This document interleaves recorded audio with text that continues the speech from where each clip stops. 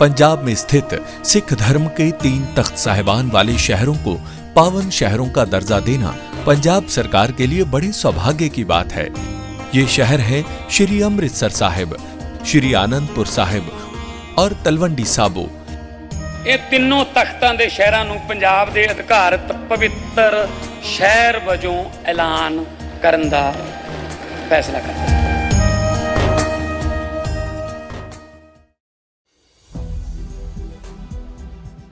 नमस्कार, आप देख रहे हैं 4 PM और मैं हूं आपके साथ सिमरन। दोस्तों, क्या लोकतंत्र सिर्फ चुनावों तक सीमित है या लोकतंत्र का असली मतलब असहमत होने की आजादी है? आज ये सवाल इसलिए बड़ा हो गया है क्योंकि भारत में तकरीबन 4 साल से जेल में बंद उमर खालिद के लिए अब अमेरिका से आवाज उठी है। न्यूयॉर्क के मेयर जोहरान ममदानी और अमेरिका के 7 दिग्गज सांसदों ने सीधे तौर पे उमर खालिद की रिहाई के लिए मोर्चा खोल दिया है। सोशल मीडिया पे वायरल एक चिट्ठी ने दिल्ली से लेकर न्यूयॉर्क तक हंगामा मचा दिया है। बीजेपी जो अब तक सब चंगा सी का नारा लगा रही थी, वो अब तिलमिला उठी है। सवाल ये है दोस्तों कि आखिर क्यों दुनिया के सबसे ताकतवर देश के सांसद एक भारतीय छात्र नेता के लिए आवाज उठा रहे हैं? क्या वाकई भारत में ह्यूमन राइट्स का गला घोटा जा रहा है? पूरे मामले में तगड़ी वाली चर्चा करने वाले हैं आपके साथ, तो बने रहें वीडियो में। दोस्तों, न्यूयॉर्क के मेयर बने जोहरान ममदानी ने एक मामूली बात नहीं कही है। उन्होंने उनके साथ 7 अमेरिकी सांसदों के साथ चिट्ठी लिख हड़कंप मचा दिया है। उन्होंने आरोप लगाया है कि उमर खालिद को बिना किसी ठोस सबूत के सिर्फ राजनीतिक बदले की भावना से जेल में रखा गया है। जोहरान ने अपने लेटर में लिखा कि डियर उमर, मैं कड़वाहट के बारे में अक्सर आपकी बातों और इसे खुद पे हावी नहीं होने देने के महत्व के बारे में सोचता हूँ। आपके पेरेंट्स से मिलकर बहुत अच्छा लगा। हम सब आपके बारे में सोच रहे हैं। बता दें दोस्तों कि जैसे ये लेटर वायरल हुआ है, बीजेपी तिलमिला उठी है। साथ ही अमेरिका के 7 सांसदों ने भारत के राजदूत विनय कात्रा से मिलकर उन्हें लेटर सौंपा है, जिसमें जोहरान की सुनवाई को मानवाधिकार नियमों के तहत सुनवाई के लिए जाने की अपील की है। इन सांसदों का कहना है कि उमर खालिद का कसूर सिर्फ इतना था कि उन्होंने गांधीवादी तरीके से सीए और एनआरसी के खिलाफ आवाज उठाई थी। ममदानी ने अपने पत्र में लिखा कि भारत जैसे लोकतांत्रिक देश में किसी को सालों तक बिना ट्रायल के जेल में रखना मानवाधिकारों का सबसे बड़ा उल्लंघन है। लेकिन जब बीजेपी के नेता इसे विदेशी साजिश बता रहे हैं, लेकिन सवाल यह है कि जब पीएम मोदी अमेरिका जाते हैं और वहां लोकतंत्र की जननी होने का दावा करते हैं, तब तो विदेशी तारीफ अच्छी लगती है। लेकिन जब वही विदेशी दोस्त मानवाधिकारों पे सवाल उठाते हैं तो बीजेपी को मिर्ची क्यों लगने लगती है?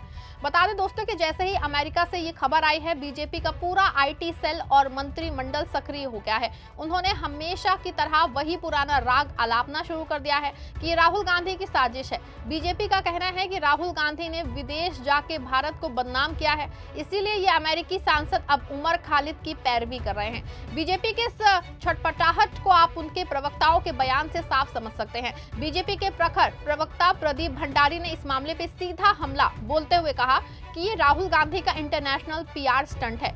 जो लोग भारत की अदालतों पे भरोसा नहीं करते हैं, वो विदेशी ताकतों की गोद में जाके बैठ गए हैं। भंडारी का दावा है कि जब भी भारत के खिलाफ कोई विदेशी लॉबी सक्रिय होती है तो उसके पीछे कांग्रेस और राहुल गांधी का हाथ होता है। तो वो यहाँ तक कह रहे हैं कि उमर खालिद कोई मासूम छात्र नहीं, बल्कि दिल्ली को जलाने की साजिश रचने वाला गुनहगार है और अमेरिकी सांसदों के भारत के न्यायिक मामलों में बोलने का कोई नैतिक अधिकार नहीं है। प्रदीप भंडारी के इस बयान के बाद सीधा सवाल ये है कि क्या भारत की न्याय व्यवस्था इतनी कमजोर है कि अमेरिकी सांसदों के एक पत्र से डगमगा जाएगी? सवाल ये है कि बीजेपी के लोग हर बात को राहुल गांधी से जोड़ के असली मुद्दे से क्यों भागते हैं? जब प्रदीप भंडारी इसे इंटरनेशनल पीआर कहते हैं तो वो दरअसल उन गंभीर सवालों को दबाने की कोशिश करते हैं जो मानवाधिकारों को लेकर पूछे जा रहे हैं। बीजेपी के प्रवक्ताओं को ये समझना होगा कि दुनिया अब इतनी छोटी हो गई है कि आप अपने घर के अंदर किसी बेगुनाह को प्रताड़ित करेंगे तो उसकी चीख बाहर जरूर आएगी। भंडारी जी कह रहे हैं कि ये भारत के आंतरिक मामले में दखल है, लेकिन जब यही बीजेपी दूसरे देशों के मुद्दे पे बयान देती है तब वो दखल नहीं होता है। असल में प्रदीप भंडारी जैसे प्रवक्ताओं को आगे करके बीजेपी सिर्फ एक नैरेटिव सेट करना चाहती है कि जो भी उमर खालिद या मानवाधिकारों की बात करेगा वो भारत विरोधी है। असल में प्रदीप भंडारी ने उल्हान उमर और राहुल गांधी की जो है बातों को लेकर के जो ट्वीट किया है वो सच में बहुत ही चौंका देने वाला है। प्रदीप भंडारी का सीधा आरोप है कि राहुल गांधी जहां भी भारत विरोधी साजिश होती है वहां शामिल होते हैं और इस बार उमर खालिद के मामले में भी राहुल गांधी का पूरा खेल है।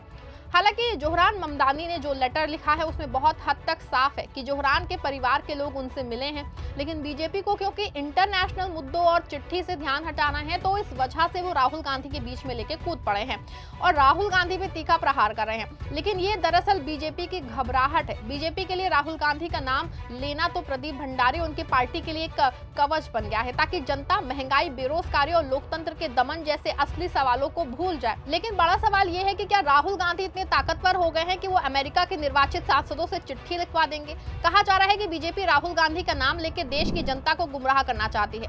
राहुल गांधी को घेरना तो सिर्फ एक बहाना है दोस्तों, असल मुद्दा तो उस डर को छिपाना है जो अब अंतरराष्ट्रीय मंच पे बीजेपी की छवि को नुकसान पहुंचा रहा है।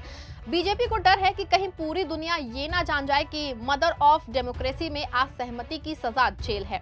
आपको दोस्तों बता दें कि उमर खालिद पे आरोप है कि वो दिल्ली दंगों के साजिश करता है। पुलिस कहती है कि उन्होंने दिल्ली दंगों की साजिश रची। सवाल दोस्तों ये है कि क्या संविधान की बात करना अपराध है? क्या तिरंगा हाथ में लेके प्रोटेस्ट करना आतंकवाद है? दूसरी तरफ उन्हीं दिल्ली दंगों के दौरान सरेआम गोली मारो के नारे लगाने वाले नेता खुलेआम जो है घूम रहे हैं। हेट स्पीच देने वाले मंत्री बने बैठे हैं, लेकिन एक छात्र नेता जो सिर्फ बराबरी और नागरिकता के हक की बात कर रहा था वो 1500 दिनों से ज्यादा समय से जेल में है। यही बीजेपी का असली न्याय है। बीजेपी सरकार इस मामले में बुरी तरह से फंस गई है। एक तरफ वो खुद को विश्व गुरु कहती है, दूसरी तरफ उसकी जो जेलें हैं वो बुद्धिजीवियों, छात्रों, पत्रकारों से भरी पड़ी हैं। राहुल गांधी ने हमेशा कहा है कि डरपोक लोग ही अपनी जनता को डराते हैं। आज बीजेपी राहुल गांधी को घेर रही है क्योंकि राहुल ने संसद में बैठ के सरकार से तीखे सवाल पूछे। राहुल गांधी ने विदेशी दौरों पे सिर्फ ये कहा कि भारत की संस्थाओं पे कब्जा किया जा रहा है। आज जब अमेरिकी सांसद उमर खालिद के लिए पत्र लिख रहे हैं तो इसका राहुल गांधी ने सीधा कनेक्शन जोड़ा। इस बात की दलील है कि राहुल गांधी से बीजेपी कहीं ना कहीं डरी हुई है और झूठा नैरेटिव फैलाना चाहती है, जबकि सच्चाई ये है कि जोहरान ममदानी और जिन अमेरिकी सांसदों ने उमर खालिद के लिए लेटर लिखा है उससे राहुल गांधी का कोई लेना देना नहीं है। लेकिन एक बात साफ है कि बीजेपी की क्रोनोलॉजी वाला खेल अब दुनिया समझ चुकी है।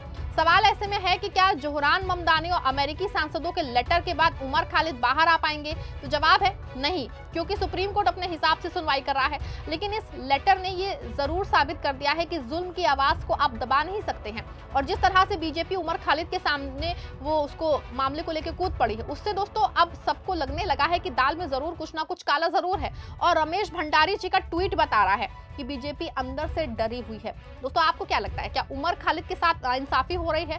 क्या अमेरिकी सांसदों का हस्तक्षेप सही है, या जो है बीजेपी वाकई राहुल गांधी के खिलाफ डर का माहौल बना रही है? आप जो भी सोचते हैं अपनी राय कमेंट में लिखिएगा। इस खबर को लाइक और शेयर भी करिएगा।